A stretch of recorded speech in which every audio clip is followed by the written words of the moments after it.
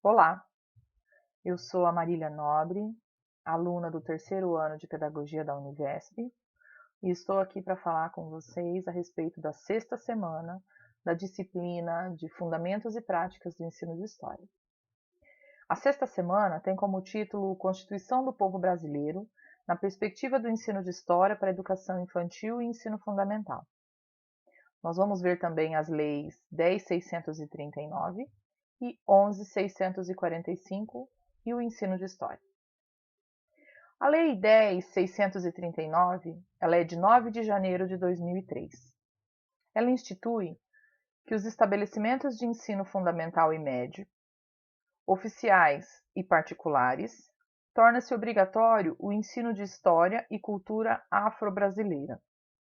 O conteúdo programático a que se refere essa lei inclui o estudo da história da África e dos africanos, a luta dos negros no Brasil, a cultura negra brasileira e o negro na formação da sociedade nacional, resgatando a contribuição do povo negro nas áreas social, econômica, política pertinentes à história do Brasil. Os conteúdos referentes à história e cultura afro-brasileira serão ministrados no âmbito de todo o currículo escolar, mas em especial às áreas de educação artística, literatura e história brasileira. O calendário escolar incluirá no dia 20 de novembro o Dia Nacional da Consciência Negra.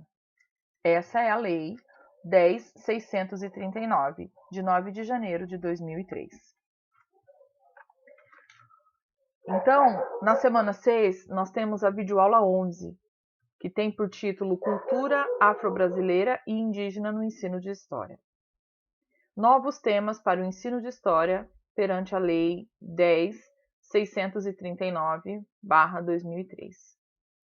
O artigo 26A da LDB, que é a Lei de Diretrizes e Bases, a 9394/96, trata da obrigatoriedade do ensino e da história de cultura da África e afro-brasileira e define exatamente o que ensinar.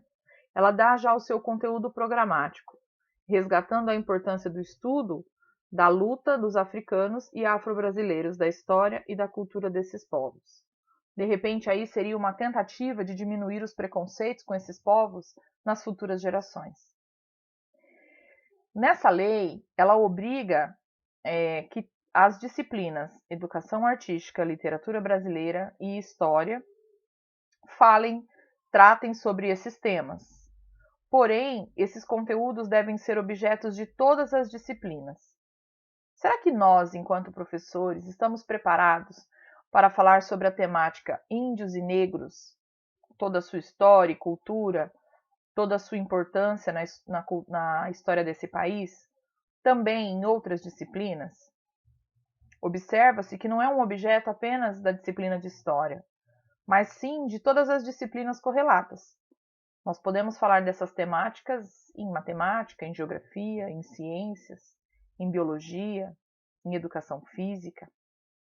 Todas as outras disciplinas podem sim englobar esses assuntos.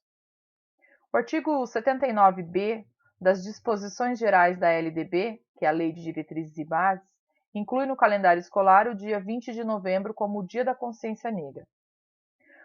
O Estado de São Paulo não possui uma lei estadual referente a isso, mas 106 cidades, através de decretos municipais, eles decretam um feriado. Apenas 6 estados brasileiros determinam o feriado. Dia 20/11, Dia da Consciência Negra. Todas as fontes a respeito do Zumbi de Palmares foram escritas por europeus. Percebe-se, então, a presença do conservadorismo, de uma história eurocêntrica, centrada na Europa, nos europeus. Essa data é uma referência à memória, que é o dia de morte, do Zumbi dos Palmares. É um líder quilombola brasileiro, um dos principais líderes na luta dos escravos no Quilombo dos Palmares. Esse quilombo recebeu o nome de Quilombo dos Palmares devido à grande quantidade de palmeiras presentes no local. E o Quilombo dos Palmares foi o maior dos quilombos, 20.000 habitantes ele chegou a ter, todos escravos fugidos. Data considerada um contraponto à memória oficial que comemora o Dia da Libertação dos Escravos como uma dádiva da princesa Isabel, consagrada na história como a redentora dos escravos. Podemos aqui, por exemplo, mostrar aos alunos que existem outros lados da mesma história e deixá-los descobrir, através de pesquisas e de um aprofundamento no assunto, se a princesa realmente foi uma redentora dos escravos ou não. Depois nós vamos falar sobre a Lei 11.645/2008. Ela modificou a Lei Federal. Ela é uma alteração, então, da Lei 10.639. Essa 11.645 é uma modificação, é uma alteração, determinando a obrigatoriedade da inclusão do estudo da história e cultura afro-brasileira e indígena. A primeira lei, 10.639, ela apenas obriga o ensino da cultura e história dos afrodescendentes. E a lei 11.645, de 2008, também inclui o estudo da cultura e história afro-brasileira e indígena nos ensinos fundamental e médio, públicos e privados. Foram feitas as alterações e as modificações no artigo 26A da LDB, e os respectivos parágrafos, então, passam a ter a seguinte redação. Artigo 26A da LDB, da Lei de Diretrizes e Bases. Nos estabelecimentos do ensino fundamental e do ensino médio, públicos e privados, torna-se obrigatório o estudo da história e cultura afro-brasileira e indígena. As escolas foram obrigadas a pensar em materiais, conteúdos que contemplem essas temáticas. E os professores precisam conhecer e se prepararem para falar abertamente sobre esses assuntos. Lutas dos movimentos sociais. As reivindicações por um currículo que respeitasse as diferentes culturas remontam aí na década de 1950, por ocasião do primeiro Congresso Negro Brasileiro. E as suas principais reivindicações nesse congresso é a inclusão do ensino da história da África e dos africanos nos currículos das escolas de todo o país e a importância da contribuição dos negros à formação da sociedade brasileira. A aprovação das leis foi resultado da luta e dos movimentos sociais, que reivindicaram os espaços no campo da cultura e da educação. E nesse momento nós podemos falar para os nossos alunos sobre as cotas raciais, mostrando então a importância dessas cotas.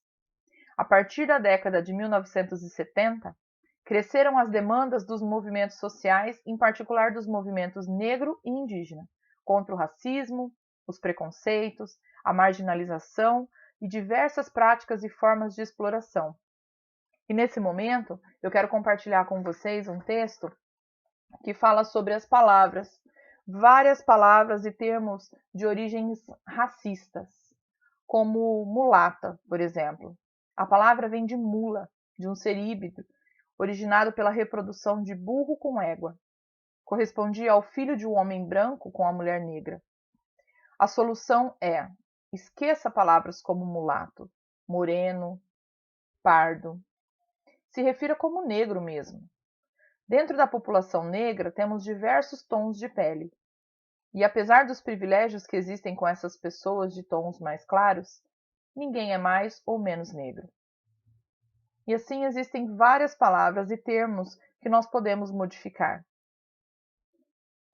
Com a Constituição Federal de 1988, vários projetos de políticas públicas foram implementados. A demarcação das terras indígenas, ações afirmativas para a população negra de afrodescendentes, isso na cultura, no mercado de trabalho, implementação das cotas nos concursos públicos e nas instituições de ensino superior. As cotas se deram início nos Estados Unidos em 1960 e no Brasil em 2004, pelo então presidente Fernando Henrique. Implantada, a primeira faculdade foi a Universidade Federal do Rio de Janeiro. Negros, índios e estudantes de escola pública têm direito às cotas. Projetos de inserção do negro no mercado de trabalho, ações específicas na área da cultura e da educação de afrodescendentes e indígenas. Conferência Mundial sobre o Racismo e Discriminação Racial e a Xenofobia. Essa Conferência Mundial, que foi feita em 2001, ela que deu origem à Lei 10.639, que foi assinada em 2003. E ela representa a concretização da luta contra o racismo e a discriminação na sociedade brasileira. A xenofobia é o medo do diferente, é um medo, um pavor, um temor, é uma antipatia sobre pessoas estranhas no meio daquelas a que nós convivemos, pelo que é incomum ou que é fora do país. No Brasil, se vivencia a xenofobia contra os venezuelanos, os haitianos, que são pessoas que saíram dos seus países procurando, de repente, uma vivência melhor no nosso Brasil e são vítimas da xenofobia. Diretrizes para o ensino de história, 2004. Diretrizes curriculares nacionais para a educação das relações étnico-raciais, para o ensino de história e cultura afro-brasileira e africana. Conjunto de ações voltadas à divulgação e produção de conhecimentos, formação de atitudes, posturas e valores que educassem cidadãos orgulhosos de seu pertencimento étnico-racial, descendentes de africanos, povos indígenas, descendentes de europeus, de asiáticos. Então, essas diretrizes, elas passam a ser a base do que os professores deverão trabalhar em sala de aula, contribuindo assim para que os alunos aprendam e respeitem uns aos outros, tenham respeito por todas as etnias, povos e culturas. Dentro da semana 6, nós temos também a videoaula 12, que trata das práticas pedagógicas voltadas à temática da educação, das relações raciais, desafios e possibilidades. A educação das relações étnico-raciais, o professor deve conhecer cada conceito, procurar materiais e exemplos para se trabalhar dentro da sala de aula, colocando no centro do debate conceitos de raça, identidade negra, racismo, democracia racial, cultura negra, cultura afro-brasileira, pluralidade cultural e cultura brasileira. A política educacional proposta pelas diretrizes exige o aprofundamento desses conceitos e sua contextualização no processo histórico. O professor ele precisa estar munido de informações e ter uma reflexão clara sobre esses conceitos. Conhecer autores, obras, filmes, músicas que retratam o assunto. Exige também um aprofundamento teórico do professor. A proposta das diretrizes são professores qualificados para o ensino das diferentes áreas de conhecimentos e, além disso, sensíveis e capazes de direcionar positivamente as relações entre as pessoas de diferentes pertencimento étnico-racial, no sentido do respeito e da correção de posturas, atitudes e palavras preconceituosas. Uma das propostas da BNCC hoje para o ensino fundamental é a noção do eu e do outro. Então, o professor precisa provocar a sensibilidade do aluno em respeitar o amigo, em respeitar o outro. Investimento na formação docente, em sua área específica de atuação. A implementação da lei traz alguns desafios. De acordo com a Nilma Gomes, que é uma pesquisadora, não é simplesmente implementar a lei. Ela depende também de ações e políticas intersetoriais, ou seja, de município para município, de setor para setor. Articulação com a comunidade e os movimentos sociais. Mudança do currículo das licenciaturas e da pedagogia. Um professor bem preparado, que teve contato com materiais sobre a temática indígena e a temática afrodescendente, afro-brasileira, ele vai estar melhor preparado com conhecimento de autores, de documentários, para que ele possa desenvolver com maior tranquilidade essa temática dentro da sala de aula. Então, precisa-se também da regulamentação e normatização no âmbito estadual e municipal de formação inicial, ou seja, que o professor tenha contato na sua licenciatura, na sua graduação, contínua e em serviço dos profissionais de educação e de gestores dos sistemas de ensino e das escolas. O que seria isso, então?